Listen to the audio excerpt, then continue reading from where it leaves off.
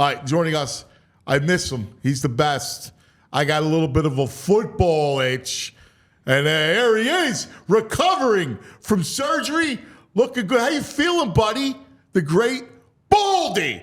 Let's. It's just surgery.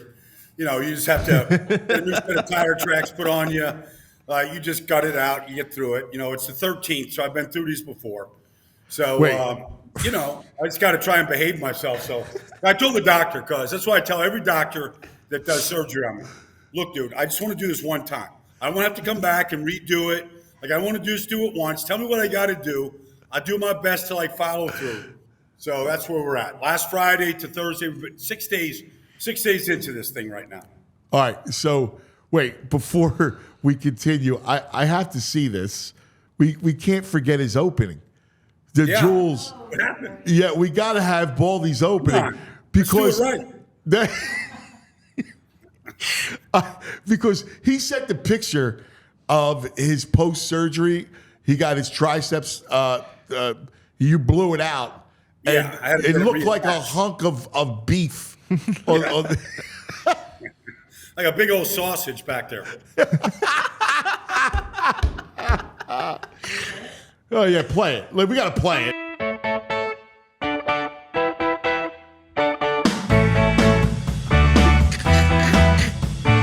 Baldi. Oh, let's talk some football. Baldi. Oh, he likes pizza and football. Oh, Baldi. Yeah. Leg day. All right. Keep it going. Keep growing it. I can't actually one of those activities that you just showed me doing. I can't do one of those right now. So I'm trying to stay off the depression wagon right there. I'm trying to keep the chin up and all full speed ahead here. So you can't go. Are you in Florida? Yeah. You can't go in the water? No, I can't go in the water. I've got stitches in. I'm going to get those out on Monday, maybe after that. But they have the famous Fort Lauderdale Air and Sea Show starting on Saturday. So I just saw the pilots of the Blue Angels down there. Wow. They're all rehearsing today. There's about a dozen of them. They look like they just walked. They walked right out of the film of Top Gun. Every one of them, girls and guys. They're an impressive looking group. Oh, the air show. They do the air show in Atlantic City. Which is every year, every summer. Yeah. That's just a blast. My buddy Tooch loves it. Tailgate people. It's incredible. They're setting up all week. It's a big deal. It's really well done here. So this is surgery number, what'd you say, 13? 13, yeah. So 13. What parts? Yeah, it's just, you just got to put a part back together. You got to. You're like Frankenstein. They just put you together. You're half man, half machine. Like the bionic man. Yes. Every couple of years I do something stupid. I blow something out. They got to go put it back together. And that's where we're at right now. This is it works out good. I'm not that busy right now because it's I'm just finding new things to kind of keep myself busy right now. So what are you like? Are you reading? Are you I'm reading. I'm going through all these. I got into this guy Harlan Coben, his books. He's got all these Netflix specials. So I started reading some Harlan Coben. I got that done. I'm working on some editing ways to improve these videos I make, and I'm kind of working on some contracts for next year, getting some things lined up. So I got some things. It's not exactly what I want to be doing. I'd rather be in Belize diving with some reef sharks right now, but this is all right. I'll get through it. I love it. All right, so I wanted to mess around with it. It's the Meatlocker post-draft power rankings. Okay. All right, so I kind of wanted to get into the post-draft power rankings and kind of how we see it. All right, so let's look at the teams itself. All right, so we take the playoff team. So let's go top 12 are right now post-draft as we look at it in May with the schedule coming out on Wednesday. Who is let's look at your top 12. So who's your number one team? Well, this is kind of hard. I kind of, look, everybody's got some power rankings like every year like this. So I'm happy to do it, guys. But honestly, it's hard to not look at the Final Four teams last year Yeah. and go in some order. Kansas City, Baltimore, San Francisco, Detroit. Like, it's hard to knock them off their perches and where they finished the season. So, I mean, just right off now, you could say Baltimore's lost offensive linemen. They've lost Patrick Queen. They've lost some coaches. Like, all that's true, but I still have Kansas But does City. Detroit move up in your eyes? No, I still have Kansas City, Baltimore, San Francisco, and Detroit as my first four. Okay. Yeah, Okay. I like that. All right. So, I mean, you could say, okay, and I've got Houston at 5, and you could say, Houston's, are okay, they got to go do it again. That's true. But, like, I think they got better this offseason. I think they got better too. Yeah. I mean, they picked up Stephon Diggs, Daniil Hunter. I mean, those are two elite players, not to mention Danico Autry, what they did in the draft. So I don't think Houston's going backwards at all. Now, my 6th team is I've got Philly at 6 because I think Philly is more of the team that we saw that was 10-1 than the team that finished 1-6. So, and I think the addition of Saquon, some of the additions that they've made, coaching changes, I feel like Philly can easily slide in there at 6 right now. Well, and we got to talk about this for a second because both coordinators are speaking this week. I think having those two guys really solidify that. I think it was the two, and it's the obvious, but they matter so much. Like, your coordinators are so important, and having stability and veterans, guys that have done it, a play caller who has called plays, a defensive coordinator who designed that defense. I think that's vital. Well, look, the game day is in the hands of the coordinators. They're calling the game. Now, some coaches, Andy Reid, Kyle Shanahan, they are the play caller, Sean Payton. But by and large, your head coach is managing the game. Your coordinators are calling the game, but not just calling the game. They're building the game plan starting on Monday night and finalizing on Saturday. So they're putting the game plan together. Now, they've got help. The run game coordinator, pass game coordinator, offensive line coach, all those guys help. But ultimately, the play sheet is the play sheet of the coordinator. So they're so vital, not just game day, but all week long, and how you're building this game plan to beat this team. And then you're matching wits with those coordinators all game long. And then the adjustments are made through the coordinators. So they're vital. And last year they just had far too much inexperience. Sean Desai, had not been a defensive coordinator. Brian Johnson had not been an offensive coordinator. So not only were they inexperienced game day, they were just inexperienced all week long in putting this stuff together. And I'm not here to bash those guys. No. And I'm not going to take anything away from Nick and some of his failings or some of the players down the stretch. But I feel like getting experienced coordinators.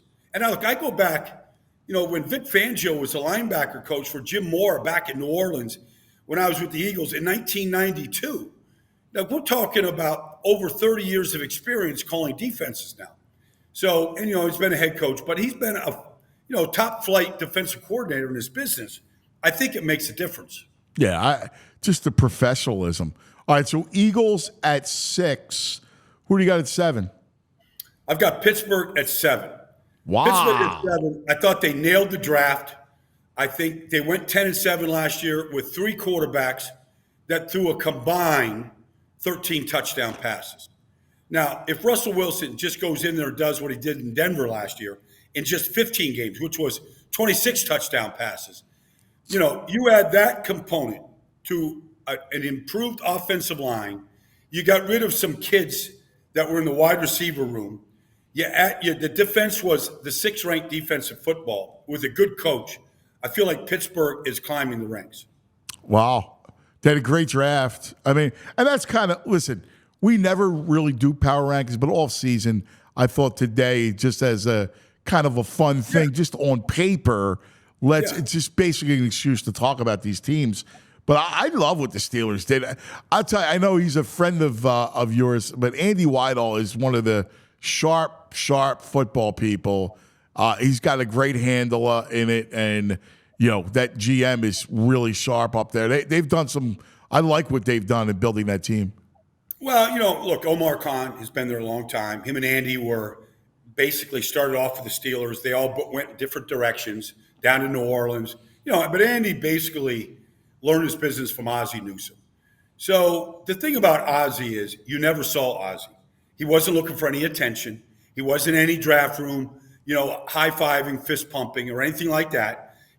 Practice, he was in the shed with the lawnmowers and the tractors watching practice. They were hoisting a Super Bowl trophy. Ozzie wasn't anywhere near the podium. Like, that's how Andy is. Like, he's old school. Like, this isn't about me. My job is to get Mike Tomlin as many good players as possible to go coach up. That's how he approaches the business. Like, it's left up to me, guys like me that know Andy, and watch how he manipulated the draft to get, I think, basically 4 starters in the draft. So Peyton Wilson, Roman Wilson. I mean, they got 4 starters in this draft, and I think they're all going to be good players. Yeah, I like it. All right. Who you got at 8? Well, look, this is going to offend some people, but you have to, watch it now. The Jets are at 8. Now, I know what the Jets have done, but you put Aaron Rodgers on this football team, it just makes all the difference. Like, those quarterbacks last year, after Aaron went down, they threw 11 touchdown passes in 17 games.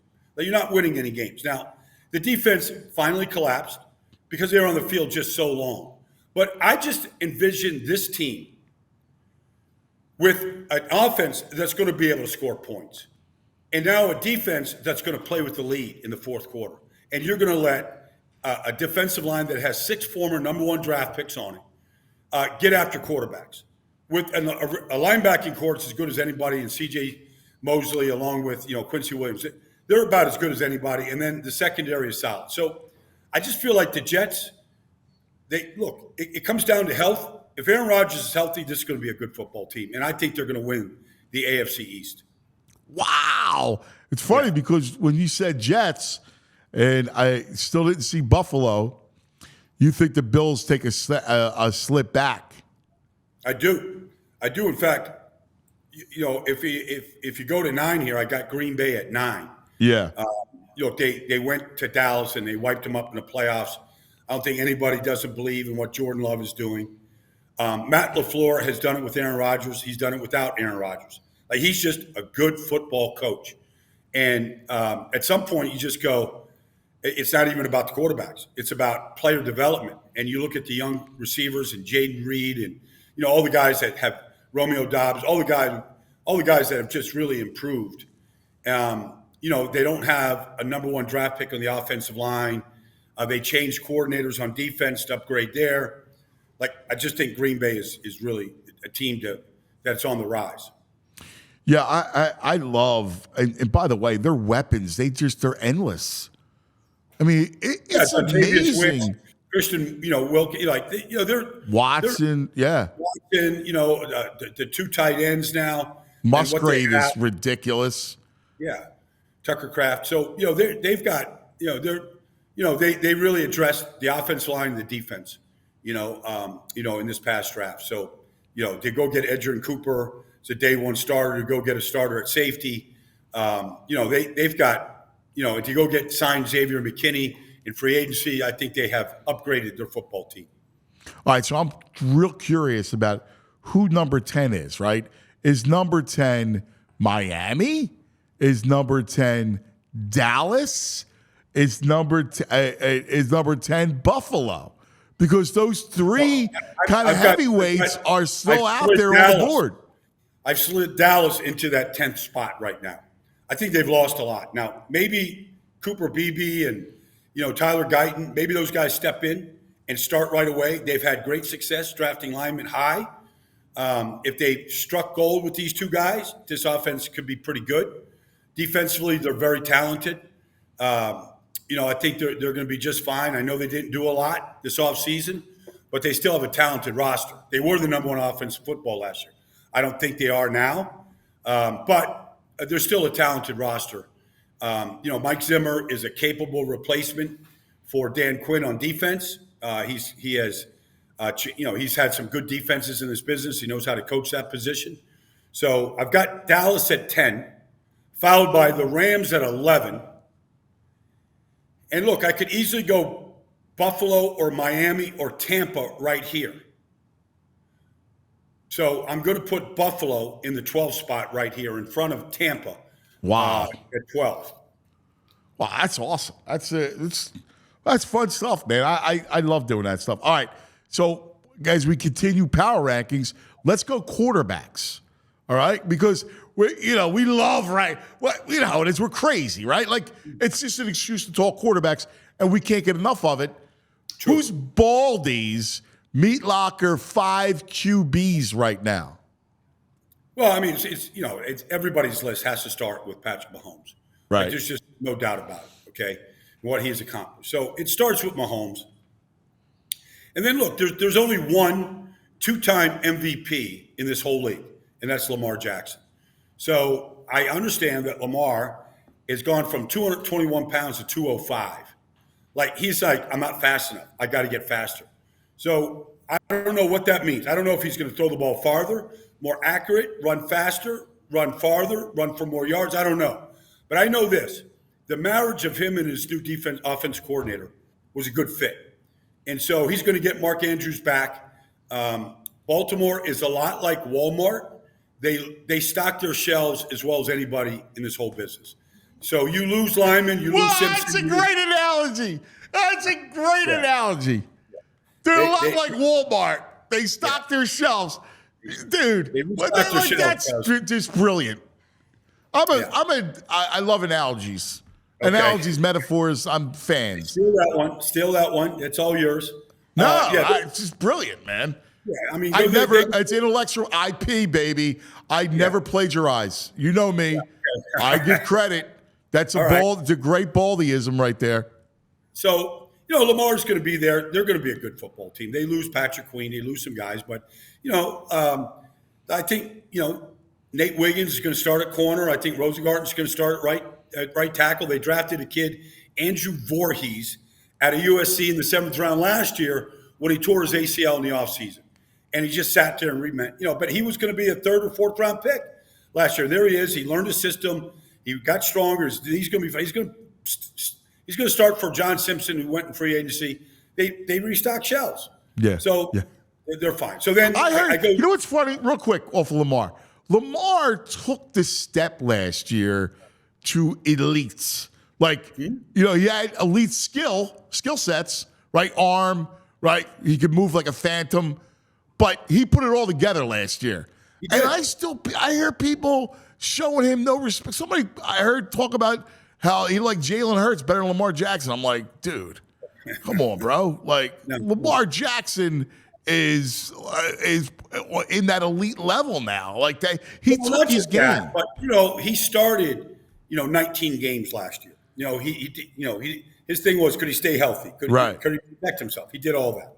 You lose your number one target, Mark Andrews. He throws to Isaiah Likely and a rookie, Zay Flowers. I mean, you lose your running backs, J.K. Dobbins in preseason. Okay, like he picked up the slack. The guy was the MVP. So, and then I followed up with Josh Allen just because of his talent. Yes. Now, he's got to do, every quarterback wants to win the postseason. They all get measured by it. We all know that. The guy accounted for 40-something touchdowns last year. He ran for 15 touchdowns. He's just an anomaly. You can't tackle him. He can take your whole team on. We got to see what he does this year. Without Diggs and without Gabe Davis, we all know that. But he's still Josh Allen. I followed up with Matt Stafford. I don't think he gets nearly enough respect. The guy's just, the guy's still doing it. He's got a Super Bowl in his belt. Got to the playoffs last year. Like, he's a phenomenal talent. And we just have to recognize it. Puka Nacua comes as a 5th-round draft pick, and he does what he does. You're not doing that without an elite quarterback. You're just not. Cooper Kupp has won the Triple Crown. You're not doing that without an elite quarterback. And then I have a tie at 5th. And it goes between Aaron Rodgers, just out of respect for his talent, and Joe Burrow, because he's just that good. And we've all seen pictures of him this week at minicamp. He's out there throwing it. He said he's bigger, stronger than ever. We need Joe Burrow in this league. We need all 6 of these guys in the league. We need them all healthy, because if we're playing these games on Sundays with backup quarterbacks like we did so often last year, we're just not getting a quality product. We need elite quarterbacks to champion these games and to really enjoy Sundays. We need all of these guys healthy in the lineups and, giving all their teams a chance every week, no matter what the score is every week, to win these games. So I'm curious that you have the top. So let's just play it out. That's 6. The next 4, just to bring in the top 10. I mean, you got CJ, you got Dak, you got Jalen, you got Jordan Love. Who's that? Jordan Love. I love Jordan. I do. Jordan Love. Wow. He just was. Look, just think about this. I mean, in the history of the Chicago Bears, Yeah. they've never had one quarterback throw for 4,000 yards ever. Jordan Love, in his first year of starting, threw for over 4,000 yards to a bunch of young rookie second-year receivers. Like, the kid's talent is legit, okay, and he's learned from one of the best to ever do it. So I've got Love in there. I'm not knocking Dak. Dak is in there, and you got to put Brock Purdy in there. Yeah. Like, I should have Brock a lot higher. Yeah. I'm not putting him in the top 5 yet. Yeah. But he's right there. He's right there. At 6, 7, 8, Brock is right there. All right, and the last exercise we'll do is the top 5 coaches, because we've seen Belichick go away, right? It's an 8. So you start the list like you start with Mahomes. You got to start with Andy. You start with Andy. Just the longevity. 2 conferences, 2 teams, Super Bowl. I mean, just the body of work is amazing. And we'll put Spags as a little arrow underneath him. Yeah. But, just not just that. It's, it's developing coaches. It's developing players. It's developing front office guys, too. He developed front office guys. It's just everything. The guy just developed men, and management and personnel, the whole thing. Like, it's just a remarkable, remarkable career. Like, he's top 5 coach all time. He just is at this point. Then I followed up with Sean McVay. But Sean McVay now, he's been to 2 Super Bowls. He's won 1. He's done it with, a variety of different ways. He got him back to the playoffs last year. It seems like every single coordinator that's getting hired right now is from his tree, offense and defense. Like, he's got an amazing tree. He's been with Les Snead now 8 years. You look at the number of head coaches, the number of coordinators that he's helped develop in 8 years, he's unparalleled in this whole business. Yeah. All right, number 3. I've got Kyle.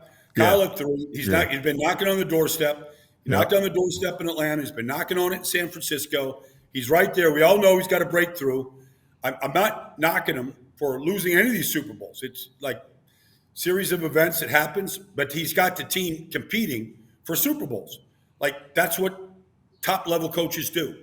He's had to replace one coordinator after another. You lose Saleh, you lose DeMeco Ryans, you lose all these he's done all that. He's right there. Then I've got Harbaugh 1 in John Harbaugh. Oh, you go John over Jim? And I got Harbs 2 at 5. Yeah. Because he's just that much of a difference maker. Yes. At the NFL level, the college level, I've got Harbs. So, look, we saw 2 great coaches. Pete Carroll, obviously Belichick stepped away this year.